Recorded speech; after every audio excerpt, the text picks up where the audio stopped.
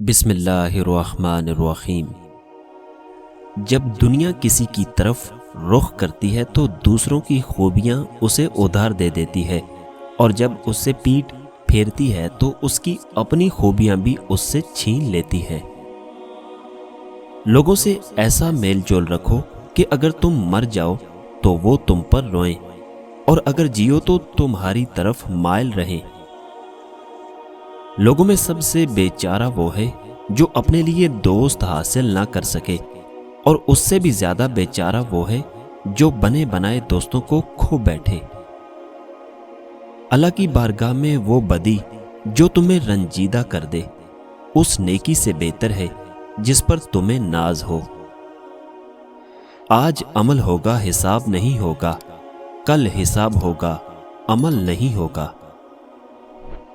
جو اپنی آبرو بچا کر رکھنا چاہے اسے چاہیے کہ بے جا جھگڑا مول لینے سے کنارہ کش رہے۔ بوڑھے آدمی کی رائے نوجوان سے بھی مضبوط بلکہ مضبوط تر ہوتی ہے۔ مالداری پردیس کو بھی وطن بنا دیتی ہے، اور فقیری وطن کو بھی پردیس بنا دیتی ہے۔ دنیا مسافر خانہ ہے، مگر بدبختوں نے اسے اپنا وطن بنا رکھا ہے۔ عقل مند ہمیشہ فکر و غم میں مبتلا رہتا ہے۔ انسان جو حالت اپنے لیے پسند کرے اسی حالت میں رہتا ہے۔ احمق ہمیشہ محتاج رہتا ہے، عقل مند ہمیشہ غنی رہتا ہے، اور لالچی ہمیشہ ذلت میں گرفتار رہتا ہے۔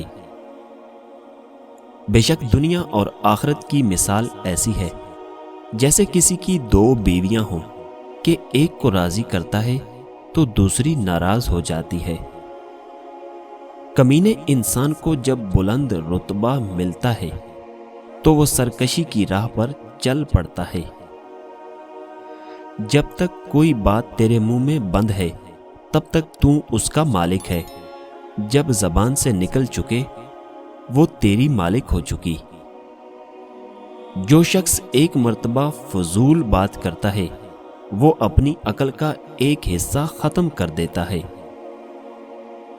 دولت مندی کی مستی سے خدا کی پناہ مانگو، یہ ایک ایسی لمبی مستی ہے کہ اس سے بہت دیر بعد ہوش آتا ہے۔